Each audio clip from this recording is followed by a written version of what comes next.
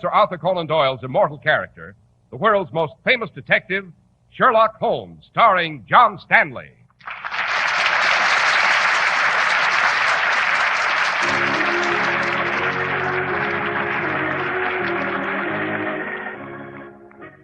This week's adventure, the case of the frightened bookkeeper.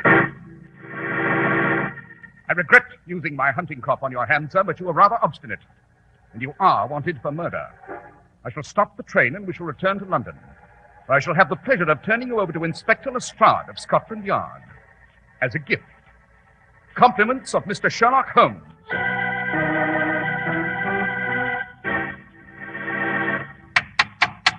Well, here we are again at the door of Dr. Watson's study, ready to hear another exciting story from the good doctor's memoirs. Good evening, Mr. Good evening, Delighted Doctor. to see you again. Dr. Watson, which of your spine-tingling adventures with Mr. Holmes do we hear about tonight? Well, it's the case of the frightened bookkeeper, Mr. Harris.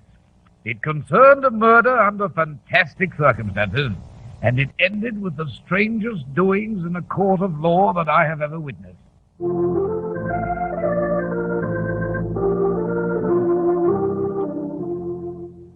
And now, Dr. Watson, just what was the frightened bookkeeper afraid of? This story, Mr. Harris, begins shortly after 9 in the morning on Lombard Street. The customary swarm of office workers was dashing about, but no one was hurrying quite as quickly as our bookkeeper, Mr. Humphrey Littleton. He scurried across the street like a startled rabbit and ran into the Overseas Bank. He raced across the vast marble floors to his cubicle in a far corner. There, he hastened to hang his coat on a hook and wiped his perspiring brow. Then, he mounted his tall stool and opened a huge ledger. Mr. Littleton? Yes, Mr. Mason? I presume you realize that you are late? Yes, Mr. Mason, I'm terribly sorry. To be precise, Mr. Littleton, you are 18 minutes late. Yes, sir. I believe, Mr. Littleton, this is the first time in 21 years that you have been late. That is correct, Mr. Mason? The bank is shut. I know, sir. I presume there is some reasonable explanation for this unfortunate occurrence. There is, sir. It's the bell. What bell? If you'll step to the window with me, sir, then I can explain. The window? Please. Oh, very well. Now, sir, if you'll look across the way at the crowd in front of the Merchants Building. What of it? It's the old bell. The bell on top of the building. It didn't ring this morning, sir. First time in years. And what concern is it of yours? Well, you see, Mr. Mason, I always stop for my breakfast down the street. I always time myself by listening for the bell, but it didn't ring this morning. And that's why I was late. Well, Mr. Littleton... Oh, I say. What on earth are those policemen doing? It appears as though they are carrying something, doesn't it? It's a man. They're carrying someone out of the building on a stretcher. Oh, an accident, no doubt. Oh, say, they're covering his face with a blanket. He must be dead. And isn't that Inspector Lestrade of Scotland Yard out there? I have never met the gentleman. Of course it is. Oh, he's coming into the bank. Now we shall see what's what and who's been killed.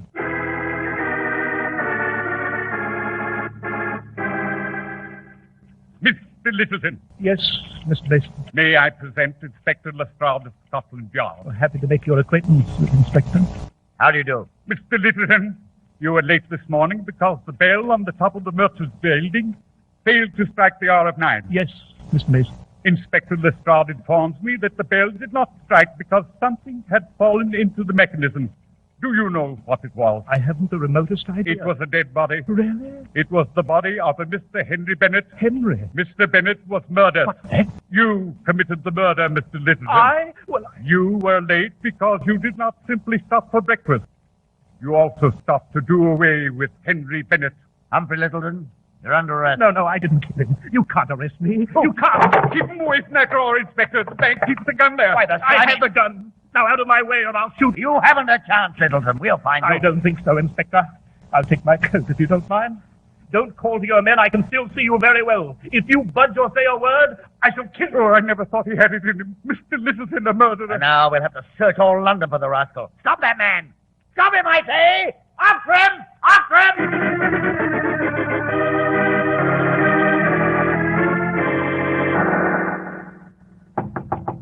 I'll answer it, Holmes. Good morning, Dr. Watson. Oh, good morning, Inspector Lestrade. Mr. Holmes? Well, Lestrade, what information do you wish to impart? Aside from the fact that you found a cadaver in a small, inaccessible area, that you've lost a prisoner, and that you're desperately anxious to discuss the case. Holmes, the inspector's hardly said a word. How do you know what this is all about? He's hardly said a word, my dear Watson, but his appearance is most eloquent. Is it, Mr. Holmes? Indeed. You've dust on the knees of your trousers and the elbows of your coat, indicating clearly that you've been squirming about in an area that's barely accessible. You've found a corpse since a considerable number of woolen threads are on your jacket. They are the distinctive colored threads found on the blankets used by the coroner when placing dead bodies in his wagon. Remarkable. Your complexion is livid and you're breathless. You have therefore been running. Surely not in haste to pay us a social call. Rather, I should say, in pursuit of someone. And the manner in which you're nervously fingering your notebook, Inspector, can only signify that you're impatient to discuss the case. Pray discuss it then. Understand, Mr. Holmes. I'm telling you this because you have been somewhat helpful on previous occasions. A masterpiece of understanding. I'm not asking your assistance. It's just if you should come across anything that should be brought to my attention. Now then, our information's fragmentary. Perhaps I may embellish it. We found a corpse lying across the mechanism of the gigantic bell on top of the Merchants Building on Lombard Street. Who was the dead man? A Mr. Henry Bennett. Bennett, yes, I have a card on him. Who is he, Holmes? Oh, a petty thief, tiresome record of criminal trivia, served a few short prison terms, bit of flotsam on the sea of the London underworld. Bennett's skull was split open. We found the weapon. It was a walking stick with a cast-iron top. A walking stick? We couldn't fathom where it came from, but a girl in the crowd recognized it. She's a secretary of the overseas bank across the way. The bank had presented the walking stick to one of its bookkeepers as a memento of 20 years' service. And the bookkeeper's name? Humphrey Littleton. Find anything else? Yes. There was a letter on the body, obviously a blackmail note, addressed to Humphrey Littleton. Well, how did the note read? It said, Merchants Building, Tuesday morning, bring usual payment, be sure you keep mum. It was scrawled in pencil, wasn't signed, of course. Any eyewitness? 2 of his fellow employees saw Littleton leave the Merchants Building. You then crossed the street and entered the bank and attempted to arrest Humphrey Littleton, but he had escaped. Am I correct, Lestrade? Yes, Mr. Holmes, he vanished. He took a gun from the cashier's drawer, forced his way past us. Evidently, the little bookkeeper was tired of being blackmailed by Bennett, so he did away with him. Yes, but how did the body get into the mechanism of the bell, Inspector Lestrade? Littleton met his man in the building this morning, struck him on the head, killing him instantly, dragged the body to the roof. He intended to push it off, so we believe Bennett had fallen or committed suicide. Well, that's all very well, but you still haven't explained how... I'm coming to that, Dr. Watson. The killer must have been startled by a noise and believed he was about to be caught, seen by someone on the roof, a chimney sweep, perhaps. There's a trapdoor on the roof that leads to the bell. Littleton must have dropped him there when he became afraid lest he wouldn't have time to push him off the roof. Anything further you wish to state, Lestrade? No. Now I must be off. I don't suppose you'll have occasion to do so, Mr. Holmes, but if you should come across a clue as to the whereabouts of Littleton, you might tell the yard. Lestrade, I leave the solution of this case entirely in your capable hands. It will rest well there, Mr. Holmes. I've no doubt, Lestrade. Good morning. Good morning, Good morning, gentlemen. Inspector. Well, confound it, Holmes. You're not just going to sit there while Inspector Lestrade steals a march on you. A bit of it, my dear Watson. I'm merely giving him time to leave. The moment he's sufficiently far away, we're off to the overseas bank. We shall see if we can't locate Mr. Humphrey Littleton, the frightened bookkeeper. Perhaps we may shake salt on the tail of this bird who's flown the cage.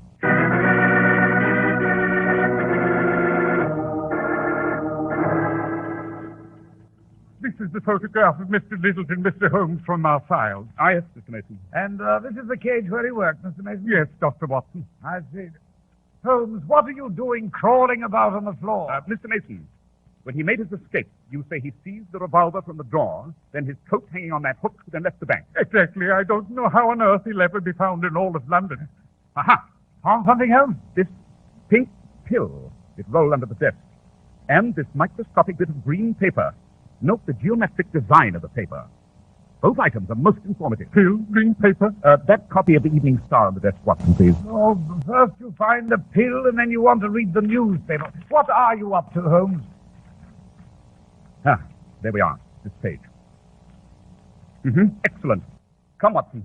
Mr. Mason, we shall have the killer in a jiffy. But Holmes is... With no time, Watson, no time. Good morning, Mr. Mason. Yes. Oh, yes. Good morning. Where are we off to, Holmes? Victoria Station, as quickly as the cab will carry us. And why, may I ask? Because, my dear Watson, it's there that we shall find Mr. Humphrey Littleton if we're not too late. We shall find him with the aid of this pink pill and a geometrically designed speck of green paper.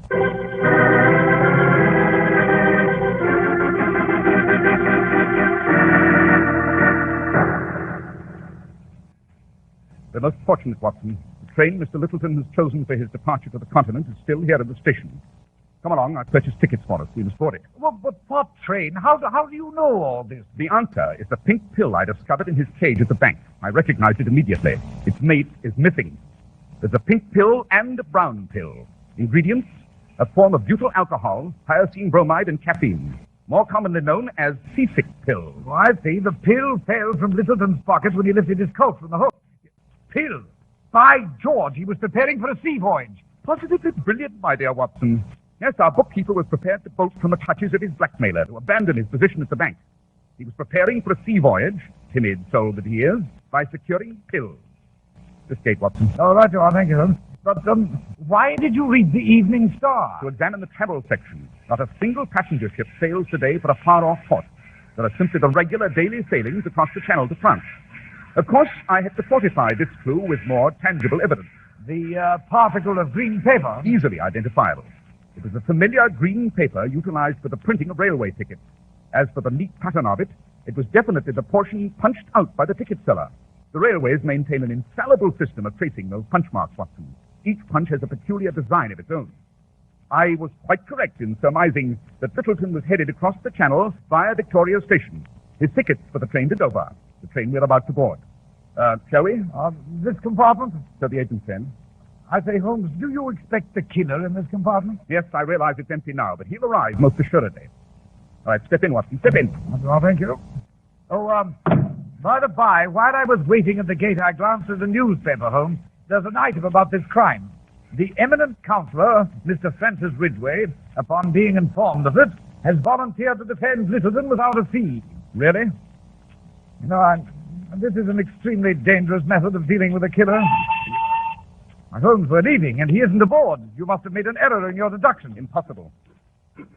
We're moving. Yes, and someone's out there trying to jump on. Open the door, Watson. Oh, right you are. Thank you. Thank you. I thought I'd never make it. Are you gentlemen going to Dover? Yes. And you? To Dover. Then the Channel steamer. Well, since we've a journey of 2 hours together, perhaps we should introduce ourselves. This is Dr. John Watson. How do you do? My name is Sherlock Holmes. What is your name, sir? What is your name, sir? Bartlett. George Bartlett. I beg your pardon. Your name is Humphrey Littleton, and you're wanted in London for committing murder.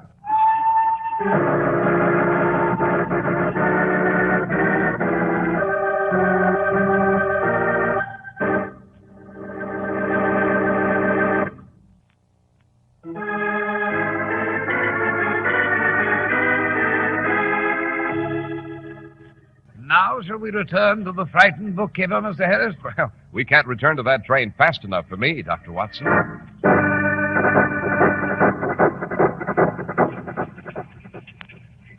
Well, you remember that Holmes and I were in the compartment of the Dover train, face to face with Humphrey Littleton, the murderer. Holmes had just identified him. What makes you think that I'm Littleton? Suppose you answer one question, sir. Will you leave this train and return to London in our custody? Or do you choose to be stubborn? I'll not return to London. I'll take that revolver, Mr. Littleton. You'll not take me back. I repeat, your revolver. No. You're behaving like an idiot. London's most brilliant criminal attorney, Mr. Francis Ridgway, has announced he will defend you gratis. He has never lost a case. You've an excellent chance. No, I won't. I won't. Oh, don't be silly, man. You've no possible avenue of escape. Scotland Yard has surely telegraphed the French surety. I'm waiting, Mr. Littleton. Turn over your revolver. No. Once I surrender to you, I'm finished. I'd rather kill both of you. Once you're out of the way, I can jump off the train. Then what, dashing from village to village? How long can you hide out on the downs like a stricken animal? You shan't persuade me. My mind is made up. I'll take my chances. Very well. If you insist upon... He's missed. He's gone, Watson. I have it, Holmes. I regret the necessity of using my hunting crop on your hand, Mr. Littleton, but you are rather obstinate. I shall stop the train and we shall return to London. Then I shall have the pleasure of turning you over to Inspector Lestrade as a gift, with the compliments of Mr. Sherlock Holmes.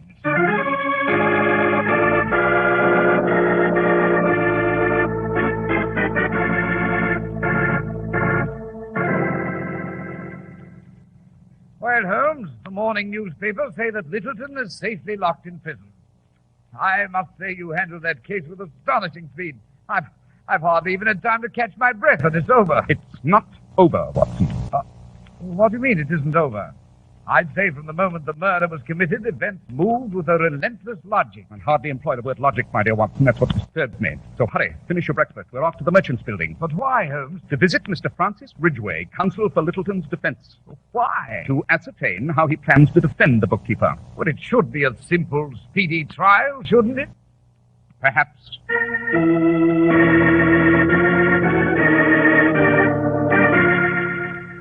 I'm delighted that you've dropped in here to my office, Mr. Holmes and Dr. Watson. Oh, thank you, Mr. Ridgway. It is an incredibly exquisite office. Those draperies, magnificent rugs, most striking. Don't you agree, Holmes? Yes, quite. May I ask, Mr. Ridgway, what sort of defense you plan for Humphrey Littleton? Well, there isn't a scrap of evidence on his behalf, Mr. Holmes, and he admits he was being blackmailed by the dead man. You see, Littleton once needed money desperately for his wife, who was ill. He took some from the bank and juggled his books to cover up. Bennett knew about it, but Littleton denies committing the murder. Says he was never on the roof of the Merchants Building.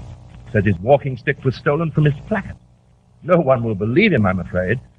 I don't suppose you've learned anything that would help me, have you? No, I have not.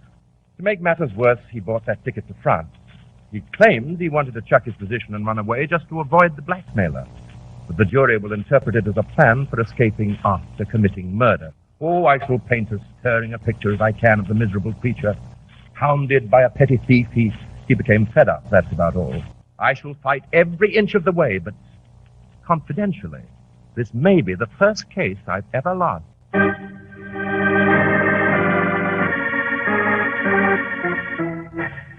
It's 2 in the morning, Holmes. Where the dickens have you been? I couldn't wait for you to return from the hospital, Watson. My mission was urgent. Yes, but where were you? I've been searching for evidence that might interest Mr. Ridgway. Oh, and did you go on this urgent mission carrying that pair of shoes under your arm? I did not start out on the mission that way, no. Really, you do perform the most extraordinary antics. Why the pair Littleton's of... trial begins tomorrow. You mean you've got something that might acquit the bookkeeper? The grim fascination of a trial for homicide, Watson, is that the results are most unpredictable.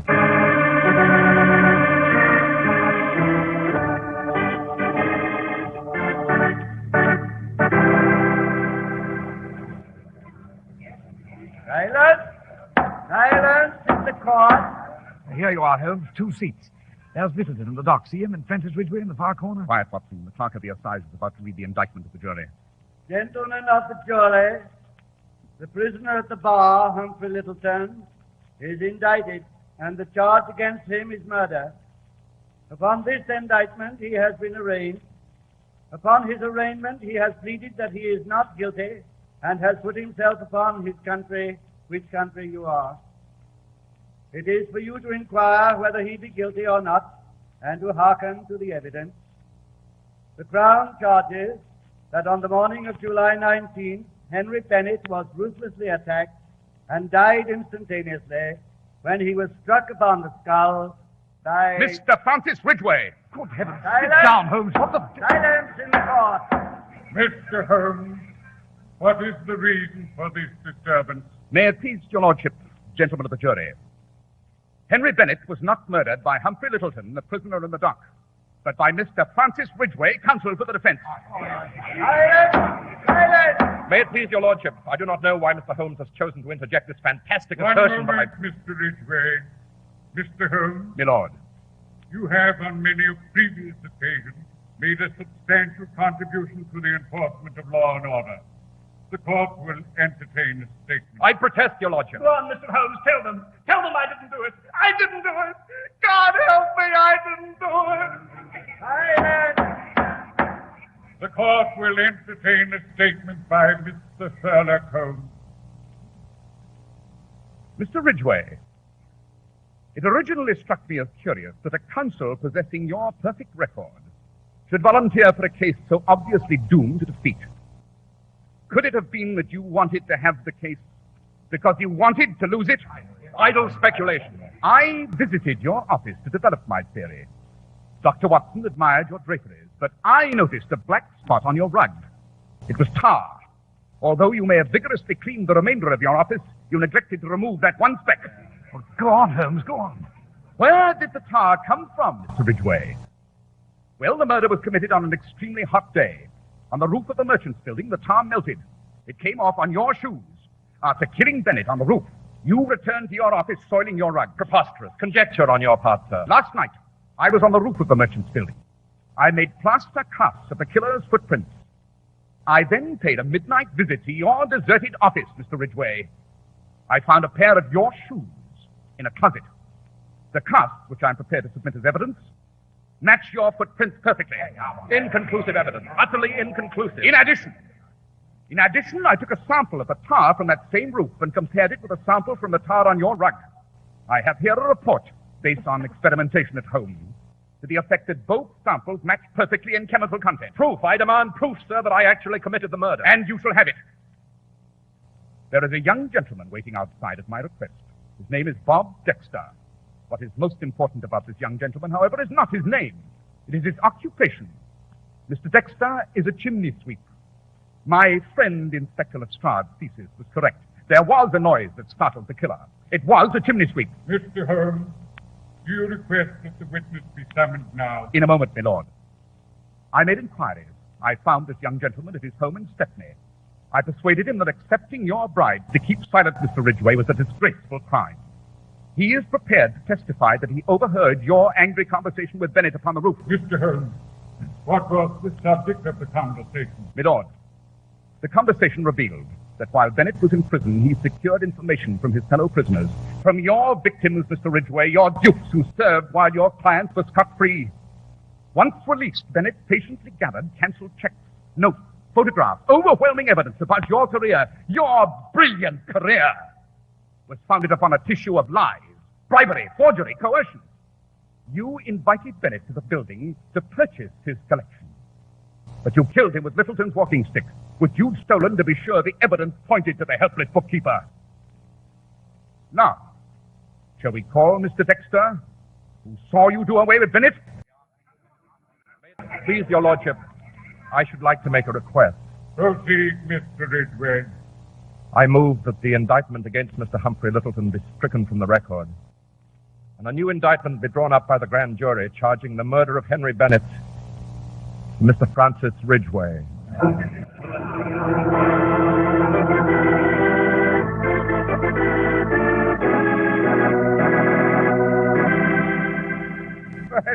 By Jove, Holmes, now that you're relaxed in your chair with your pipe, you must take the time to tell me precisely what did happen on the morning of the murder. I confess I'm still a bit puzzled. It's painfully obvious, Watson.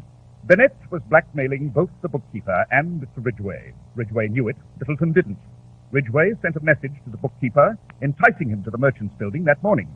He'd previously stolen the walking stick. I see. But before the bookkeeper was due to arrive, Ridgway killed Bennett with Littleton's walking stick. Then Littleton came along, innocently enough, expecting merely to make his regular, insignificant payment to Bennett. He saw a crowd, became frightened, and dashed off to work at the bank. Well, I'm still amazed at how you arrived at the proper solution. Confound it, Holmes, how do you do these things? Elementary, my dear Watson. Elementary.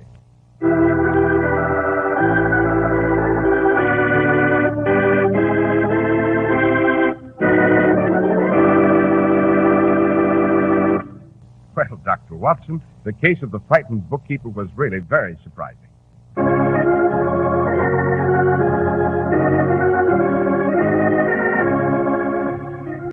The world's most famous detective, Sherlock Holmes.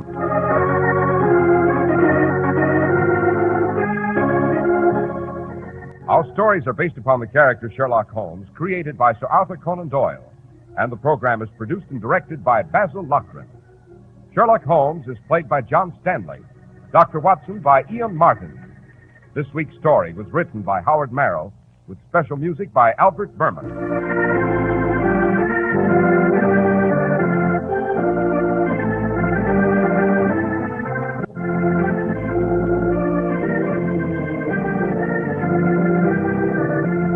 Be sure to listen next week to Sherlock Holmes in The Adventure of the Guy Fawkes Society.